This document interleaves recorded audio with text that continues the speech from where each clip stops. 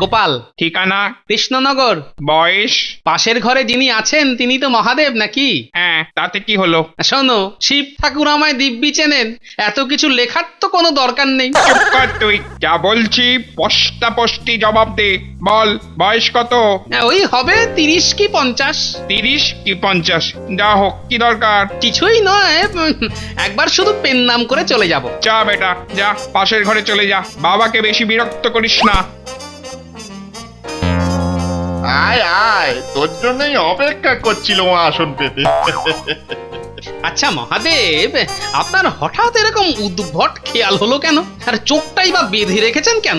দাঁড়া দাঁড়া, সব বলবো। আগে ব্রহ্মার সঙ্গে হটলাইনে একটু কথা বলে নি। হ্যালো ব্রহ্মা। মহাদেব ব্রহ্মা দাদুর সঙ্গে সুতো ফোনে কথা বলছে, ব্যাপারটা কিরকম আজগুবি বলে মনে হচ্ছে না? হ্যাঁ, গোপাল বাবুর বয়স কত বললে? 30? হ্যাঁ, 40? কত? 50? গোপাল বাবু ব্রহ্মা দাদুর কাছ থেকে আমার বয়স জানতে চাইছে। সেই মেলা থেকেই বুঝতে পেরেছি লোক সুবিধের নয়। ভালো করে দেখতে হচ্ছে। কি সমস্যা? না না, বুঝতে পারছি না, সিগন্যালে গন্ডগোল করছে। জোরে বলো। হ্যালো ব্রহ্মা। ব্রহ্মা, হ্যালো। হ্যাঁ, জোরে বলো। ও আচ্ছা, এই তাহলে স্বর্গ, আর ওই হলো কিনা ব্রহ্মা দাদু।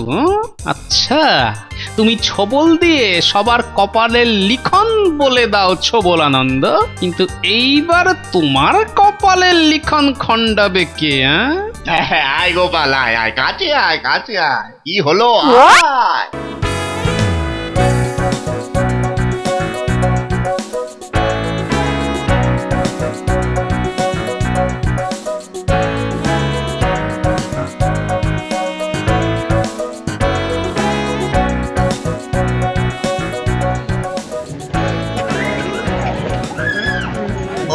ওখানে ওখানে আবার এত লোক জমেছে কেন? নতুন কোনো মিষ্টির দোকান খুললো নাকি? যাই তো, যাই একবার দেখি, গিয়ে দেখি। এই যে দাদা, শুনছেন? আপনারা সবাই এখানে দাঁড়িয়ে আছেন কেন? কোনো ওই খাওয়া দাওয়ার ব্যাপারও আছে বুঝি? আরে না না, স্বয়ং ভোলানাথ আমাদের দুঃখ দূর করতে মর্তে এসেছেন ছবলানন্দ বাবার রূপ নিয়ে। বলেন কি? তবে আর বলছি কি, উনি চোখে না দেখেই শুধু স্বর্গের দেবতাদের সাথে কথা বলে সবার ইহকাল পরকাল সব ঝরঝর করে বলে দিচ্ছেন। তারপর ওনার হাত দিয়ে একটা ছবল দিচ্ছেন, ফুস, দু একটা তাবিজ কবজও দিচ্ছেন। ব্যাস, সবার সব সমস্যার সহজ সমাধান হয়ে যাচ্ছে। ওনার আশীর্বাদ পেতে হলে দিতে হচ্ছে মাত্র 1 টাকা, বুঝেছো? তাই নাকি? বাহ, এ তো অলৌকিক ব্যাপার গো। ভালো ভালো, খুব ভালো, খুব ভালো। মাত্র 1 টাকা দিয়ে এই ভোলা ময়রা যদি ভোলানাথের মানে ওই বাবা ছবলানন্দের আশীর্বাদ আর তাবিজ পেয়ে যায়, তাহলে এবার ওই মিষ্টির কাটতি বেশ ভালোই হবে। হ্যাঁ, আমিও দাঁড়িয়ে পড়ি। হ্যাঁ, দাঁড়িয়ে পড়ি।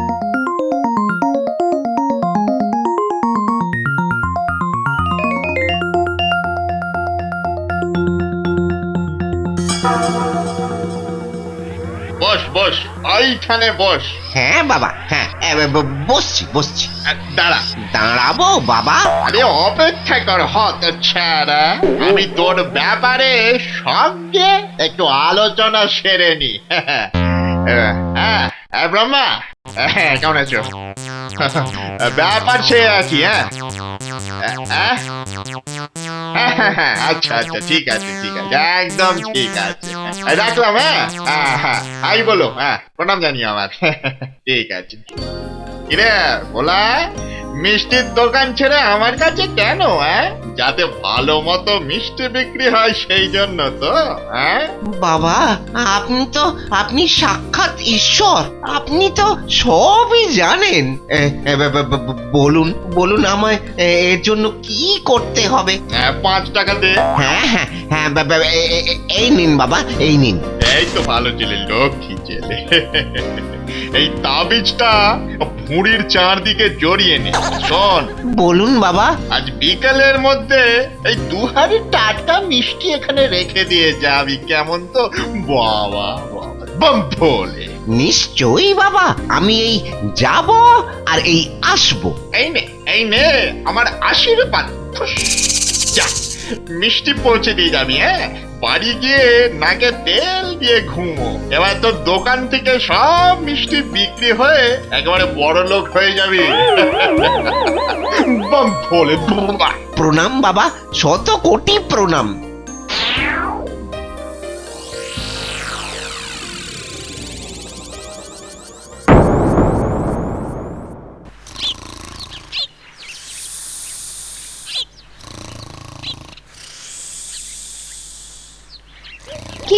কি গো ওঠো, শুনছো?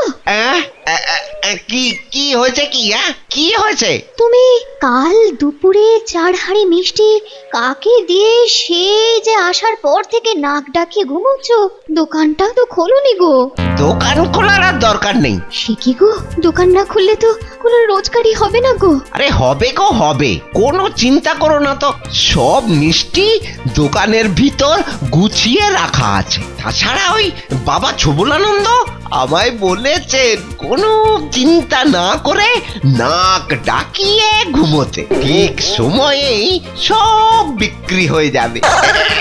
এই দেখো, এই দেখো, এই মন্ত্রপুত তাবিজ।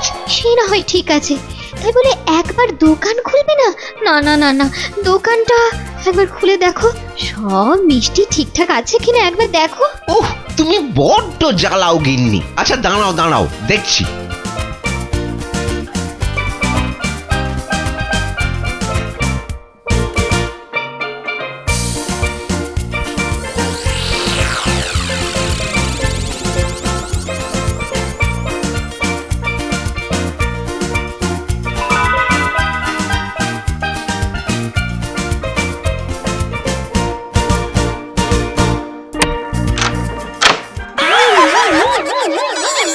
এ কি? সব মিষ্টি তো ইঁদুরে নিয়ে গেছে। হায় হায় হায় হায় হায় হায়। কিন্তু কিন্তু বাবা যে বললেন ঘুমোলেই হবে। এ কি সর্বনাশ হয়ে গেল গো, এ কি সর্বনাশ হয়ে গেল। আমি আমি কালই বাবার কাছে গিয়ে সব জানতে চাইবো, কেন এমন হলো।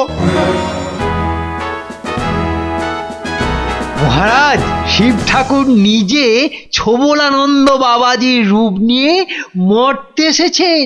ছবল দিয়ে সবার উপকার করছেন। আপনিও বরং ওনার সঙ্গে একবার দেখা করে নিন মহারাজ।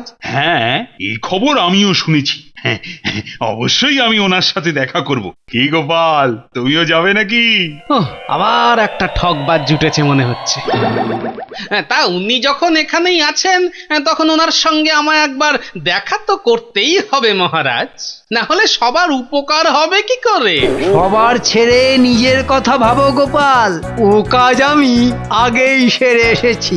এই যে আমার হাতের তাবিজ, এর জোরে আর 1 বছরের মধ্যেই না তোমাকে হারিয়ে আমি রাজার প্রিয় পাত্র হয়ে উঠব, আর অনেক অনেক পুরস্কার পাবো।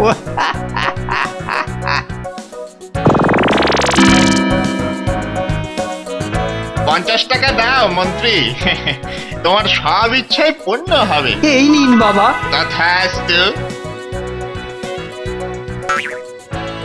এই নাও তাবিজ, আর এই আমার ছবল। যাও যাও, ওই গোপাল নেপাল কপাল সবাইকে হারিয়ে তুমি জিতবে, আর মাত্র 1 বছরের মধ্যে। যাও যাও, নিশ্চিন্তে বাড়ি যাও। প্রণাম ছবলানন্দ বাবা। তুই কি কিছু ভাবছো নাকি মন্ত্রী? কই না তো।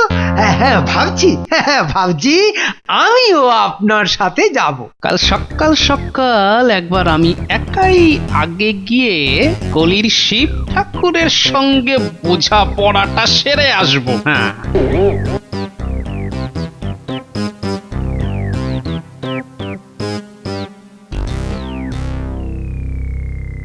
নাম গোপাল। ঠিকানা, কৃষ্ণনগর। বয়স। পাশের ঘরে যিনি আছেন তিনি তো মহাদেব নাকি? হ্যাঁ, তাতে কি হলো? শোনো, শিব ঠাকুর আমায় দিব্যি চেনেন, এত কিছু লেখার তো কোনো দরকার নেই। চুপ কর তুই, যা বলছি স্পষ্টি জবাব দে। বল, বয়স কত? ওই হবে 30 কি 50। 30 কি 50? যা হোক, কি দরকার? কিছুই নয়, একবার শুধু পেন নাম করে চলে যাব। যা বেটা, যা পাশের ঘরে চলে যা, বাবাকে বেশি বিরক্ত করিস না। আয় আয়, তোর জন্যই অপেক্ষা করছিলাম আসন পেতে। আচ্ছা মহাদেব, আপনার হঠাৎ এরকম উদ্ভট খেয়াল হলো কেন? আর চোখটাই বা বেঁধে রেখেছেন কেন? দাঁড়া দাঁড়া, সব বলবো। আগে ব্রহ্মার সঙ্গে হটলাইনে একটু কথা বলে নি। হ্যালো ব্রহ্মা। মহাদেব ব্রহ্মা দাদুর সঙ্গে সুতো ফোনে কথা বলছে, ব্যাপারটা কিরকম আজগুবি বলে মনে হচ্ছে না? হ্যাঁ, গোপাল বাবুর বয়স কত বললে? 30? হ্যাঁ, 40? কত? 50? গোপাল বাবু ব্রহ্মা দাদুর কাছ থেকে আমার বয়স জানতে চাইছে। সেই মেলা থেকেই বুঝতে পেরেছি লোক সুবিধের নয়। ভালো করে দেখতে হচ্ছে। এই সমস্যা? না না, বুঝতে পারছি না, সিগন্যালে গন্ডগোল করছে। জোরে বলো। হ্যালো ব্রহ্মা। ব্রহ্মা, হ্যালো। হ্যাঁ, জোরে বলো। ও আচ্ছা, এই তাহলে স্বর্গ, আর ওই হলো কিনা ব্রহ্মা দাদু। আচ্ছা, তুমি ছবল দিয়ে সবার কপালের লিখন বলে দাও ছবলানন্দ, কিন্তু এইবার তোমার কপালের লিখন খণ্ডাবে কে? আয় গোপাল, আয় আয়, কাছে আয়, কাছে আয়। কি হলো? আয়। কোথায় গেল? যাকে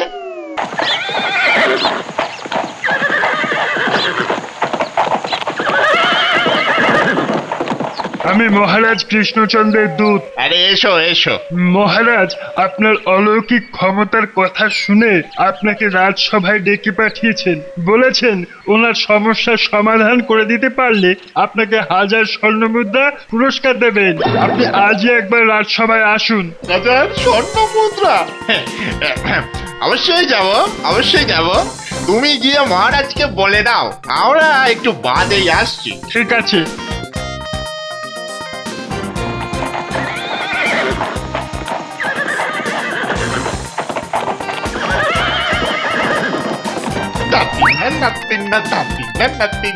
কপালের দরজা ফাঁক।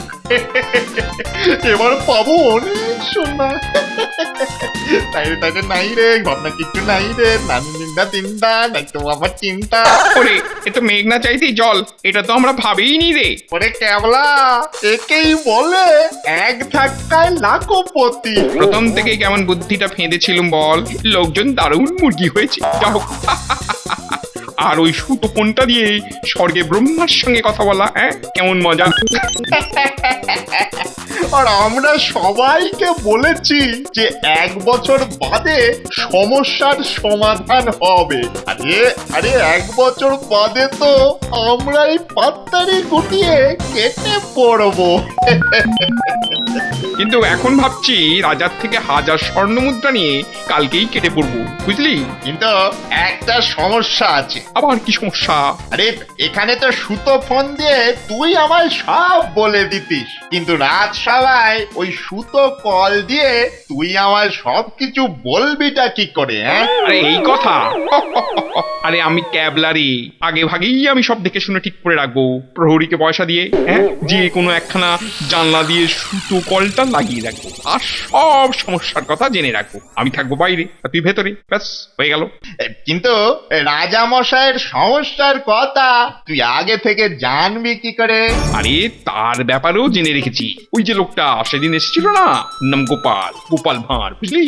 ও হলো রাজার খুব প্রিয় লোক। রাজার সব সমস্যার কথা ও নিশ্চয়ই জানবে। ওটাকে পটিয়ে আগে থেকে সব কিছু আমি জেনে নেবো, বুঝেছিস? তোর ঘটে কি বুদ্ধি রে! বাবা বাবা, নে নে নে, তাড়াতাড়ি তলপা গুটিয়ে তৈরি হয়ে নে। রাজার কাছ থেকে পুরস্কার নিয়ে যা ভিন দেশের জাহাজে চেপে পড়বো।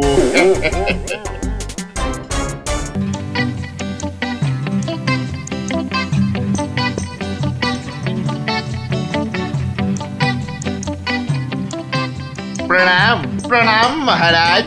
ছি ছি ছি ছি ছি, এ কি বলছেন ছবলানন্দ বাবা? আপনি হলেন দেবতুল্য, শুনেছি আপনি স্বয়ং মহাদেব। আমি তো আপনাকে প্রণাম জানাবো বাবা। আপনি বসুন বসুন। আমার আশীর্বাদ আপনার সঙ্গে সব সময় থাকবে মহারাজ। আমি একশো বলেই আপনাকে ছবি, মানে আপনার সমস্ত সমস্যাকে ছবি করে দেব মহারাজ। না না, মানে সমস্যা ঠিক আমার নয়, মানে আমার ওই ভাঁড়ের। হয়েছে কি, তার নাতনির বড় কঠিন অসুখ করেছে। আপনি আপনি দয়া করে তাকে বাঁচান, আর আমার কাছ থেকে 1000 স্বর্ণমুদ্রা নিয়ে যান প্রভু। সেরেছে। জানি জানি মহারাজ, তাই হবে। তাকে ডাকুন তবে। আপনার যেমন মর্জি প্রভু। গোপাল, ও গোপাল! বেটা গোপাল ভাঁড়ের নাতনির অসুখ সারানোর জন্য রাজামশাই আমাদের ডেকেছেন, আর এর মধ্যেই আমি বেটা ভাঁড়কে পটিয়ে সব জেনে নিয়েছি। বস্তার ভিতরে ওর নাতনি রয়েছে, নাতনির নাম আবার কমলা দেবী, বয়স 7 বছর, পাঠশালায় ক্লাস 2-তে পড়ে। এবার ছবলটা ফোন করলেই সব বলে দেবো। হ্যাঁ, তারপরেই পুরস্কার। উপযুক্ত পুরস্কারই তোরা পাবি। সবুর কর। গোপাল, আরে কোথায় তুমি? ও গোপাল! আচ্ছা মহারাজ, তবে আমি স্বর্গে ব্রহ্মার সঙ্গে একটু কথাবার্তা সেরে নিই। হ্যাঁ হ্যাঁ, নিশ্চয়ই নিশ্চয়ই। ওই তো গোপালও এসে গেছে। এই আমার নাতনি। নিন, আপনি স্বর্গে কথা সেরে নিন ছোবলা বাবা। Hello hello Brahma. হ্যাঁ, সব জেনেছি। মন দিয়ে শোন। গোপালের নাতনির নাম কমলা দেবী, বয়স 11, আর আরে Brahma Brahma, hello hello Brahma Brahma, hello. এই রে, স্বর্গের সাথে বোধহয় আপনার যোগাযোগ বিচ্ছিন্ন হয়ে গেছে, তাই না ছোবলা বাবা? হ্যাঁ ওরকম একটু মাঝে মধ্যে হয়। স্বর্গ অনেক তো, তাই একটু হয়ে যায়। তাহলে ছবল আনন্দ বাবা, গোপালের সমস্যা এইবার আপনি দূর করুন। আপনার অলৌকিক ক্ষমতা আমাদের একটু দেখান। হ্যাঁ হ্যাঁ হ্যাঁ মহারাজ। কিরে গোপাল, তোর নাতনির নাম তো কমলা দেবী, তাই না? হ্যাঁ, ঠিকই বলেছেন বাবা। তার বয়স 11 বছর, হ্যাঁ ঠিক কিনা? এটাও ঠিক ছোবলা বাবা। তারপর বলুন বলুন বলুন তো, ও কোন ক্লাসে পড়ে? হ্যাঁ, তুই আমার পরীক্ষা করতে চাইছিস অধম মানব? জানিস আমি এমন করলে তোকে এমন অভিশাপ দিতে পারি যে তোর। ক্ষমা করবেন ছোবলা বাবা। ওই তো আপনার ল্যাংবট ক্যাবলা দাদাও এসে গেছে দেখছি। ব্রহ্মার দরকার নেই, ও শিবেই কাজ হবে। আসুন আসুন ক্যাবলা দাদা। নিন ছোবলা বাবা, এবার ছোবল দিয়ে আমার নাতনিটাকে ভালো করে দিন দেখি। হ্যাঁ হ্যাঁ, এই দিলাম ছবল।